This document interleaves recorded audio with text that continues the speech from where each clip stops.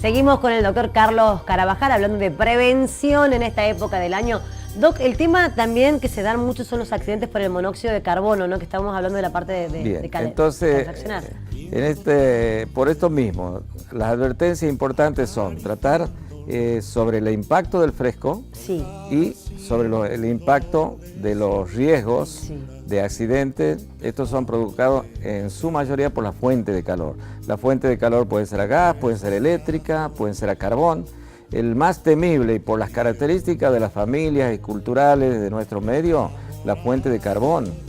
Mal prendido, el fuego mal prendido concretamente elimina el monóxido de carbono, que es muy tóxico. Aparte no nos damos cuenta.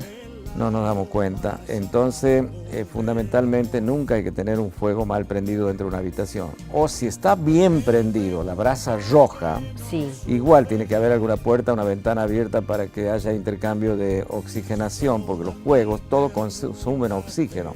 Entonces esta fuente de calor es muy dañina. Y antes de dormirnos, retirar el fuego de medio de la habitación o del habitáculo donde se encuentre. Doc, aparte del hecho de que sea el tema de la calefacción natural o artificial, muchas veces uno está en la casa y se siente como abombado, tanto calor intenso. Seguro, así como exageramos a veces del aire acondicionado frío en verano, también exageramos de la fuente de calor en invierno. No tenemos que poner el calor o el aire acondicionado en calefacción que sea muy intenso, porque todo esto es antinatural y al organismo mismo le hace daño. Seca mucho las secreciones de la vía respiratoria, produce cefalea, produce un adormecimiento y un malestar general. Entonces, estas situaciones son importantes. La otra fuente de calor son los a gas. Les recuerdo que los calefactores tienen correctamente controlados, porque son tiros balanceados, deben ser, con las válvulas de cierre automática. En caso de apagarse, se tiene que dejar de salir el gas porque es riesgoso.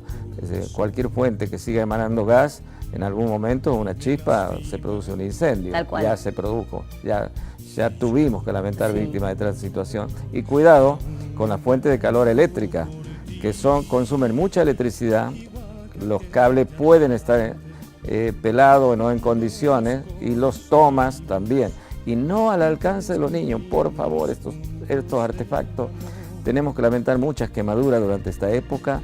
No es tanto el impacto del frío como de la fuente del calor. Entonces, estas situaciones también hay que contemplarlas. Después, teniendo en cuenta la advertencia, disfrutemos de un poco del fresco. Nos tenemos que vacunar también, los que no se vacunaron. Vamos a dejar la última prevención para las personas, importante. ¿Cuáles son las vacunas Nuestro calendario de vacunación es importante, tiene muchas vacunas. Y las más importantes en esta época son la vacuna antigripal, les recuerdo, para los niños pequeños, los ancianos y todas las personas de riesgo, que tengan posibilidades de tener problemas durante una enfermedad como la gripe. Y la bacteria que produce infecciones de la vía respiratoria en todas las edades, la número 1 se llama neumococo. Entonces tenemos que tener la vacuna antineumocócica. Esa no me vacuné todavía con la de neumococo. Bueno, se va a sentir bien si se vacuna, para evitar cualquier sobreinfección de las vías respiratorias. A veces uno hace una angina, un catarro, un resfrío o una gripe. La complicación es el neumococo. La complicación, entonces, esa enfermedad que produce la neumonía, que produce meningitis y que produce bacteriemia, se evita simplemente con la vacuna, y esto es muy bueno. Doc, un placer tenerlo aquí en el programa. Vamos a seguir invitándolo en el transcurso del año. Muchas gracias. Bueno, gracias a usted. Hasta otro momento. Muchas gracias. Hablábamos con el doctor Carlos Carabajal y tener en cuenta todas estas recomendaciones. Segunda parte de la doctora Doris Jordán, donde nos habla de prevención de cáncer bucal.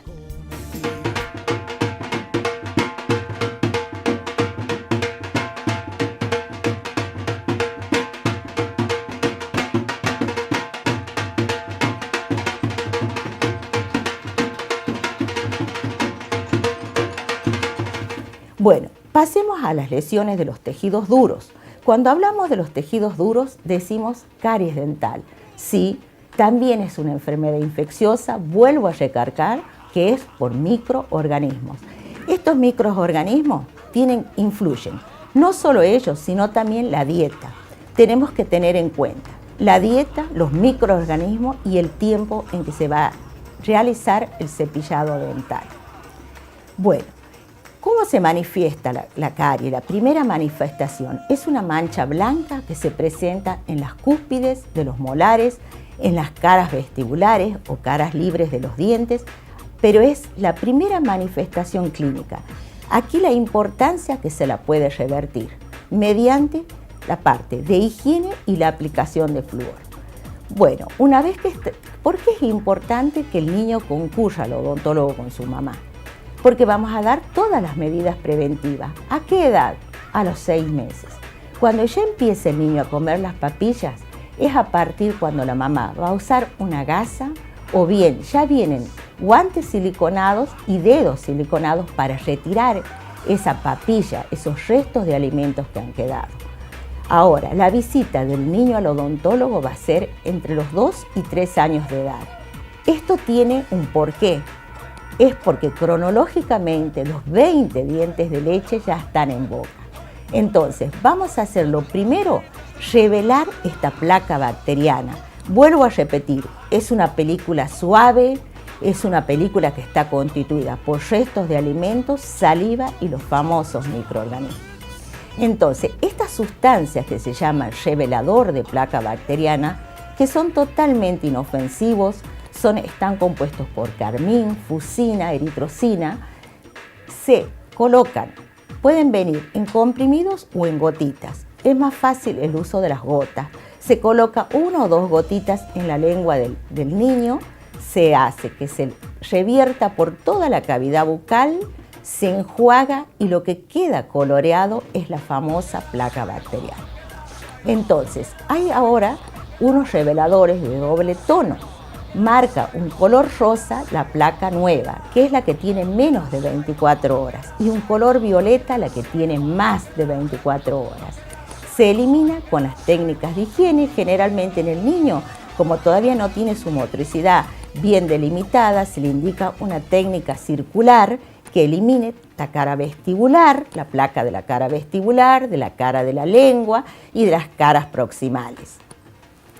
¿Qué medidas más podemos tomar como medidas preventivas? A partir de los 3 años estoy hablando. Son el flúor. El flúor, que en realidad, ¿qué componente tiene o qué composición química hace? El esmalte está formado por apatita. Al combinarse con los iones de flúor, se transforma en fluorapatita. Esto hace mucho más resistente a las caries dentales. Y luego de esto, cuando el niño tiene aproximadamente 6 años, que es cuando aparece el primer molar permanente, sin que caiga ninguno de los molares anteriores, aparece el primer molar permanente en boca. Entonces, es cuando tenemos que insistir en las medidas preventivas, que son, vuelvo a repetir, el flúor, y aquí ya se pueden utilizar otras medidas como son los sellantes. Los sellantes son resinas fluidas. Las técnicas, como todavía no hay carie en estos molares, son nada agresivas.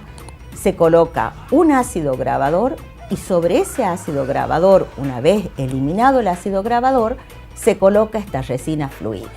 ¿Qué hace esta resina fluida? ¿Cuál es el objetivo? El objetivo de la resina fluida es que en la anatomía normal de los molares, teniendo fosas y fisuras profundas, queda la resina, el alimento no entra, entonces se van a evitar las caries. Pero las medidas preventivas son higiene fundamentalmente y aplicación de flúor, los sellantes y los ionómeros vítreos. Muchísimas gracias a la doctora Doris Jordá, muchas gracias. Y la vamos a tener cada 15 días con todos los consejos para lo que tiene que ver con la prevención, todo lo que tenga que ver con la parte odontológica. Así que muchas gracias a ella, la doctora Doris Jordá, muy amable como siempre, ella atenta a todo. Cambiamos de tema, tenemos un entrevistado. Vamos a hablar en esta oportunidad con el doctor Javier Leiva. Él es abogado, está aquí con nosotros para Analizar esto de la violencia de género, este flagelo que se está dando no solamente aquí en Santiago, sino que es algo a nivel nacional. Doctor, un gusto tenerlo aquí en nuestro estudio. Muchas gracias. Un gusto, Susana, y muchas gracias por la invitación. No, por favor. Doctor, la semana pasada en Santiago se dio un caso terrible de femicidio, un nuevo caso de femicidio. Un nuevo caso más a los tantos que tenemos ya en este 2007 y a lo largo de todo el 2016.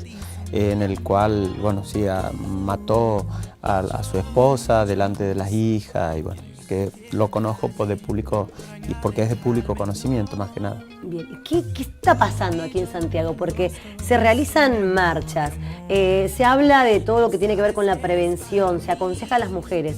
¿Qué es lo que está pasando desde la experiencia, desde lo penal que usted está viendo? Sí, hablando, y para ser más específico, sí, en el último caso que lo conozco por la tele, en el caso de este hombre, cuando a la hora del reportaje se quebró en llanto, diciendo y alegando de que no se acordaba nada, charlando con unos especialistas en psicología, pienso que en este caso ha actuado bajo una emoción violenta, para mí entender, desconociendo el expediente, en este caso, o legajo, va una emoción violenta, para mi criterio, que no se esté acordando de nada, quiebre y la misma angustia que lo está invadiendo. Pienso que es algo que está masificando, no solamente en Santiago, sino en toda la Argentina. Recordemos también que Santiago del Estero es la provincia con el primer juzgado de género en el país. Así es. Bien, dado que por lo alto índice de femicidio o violencia contra la mujer.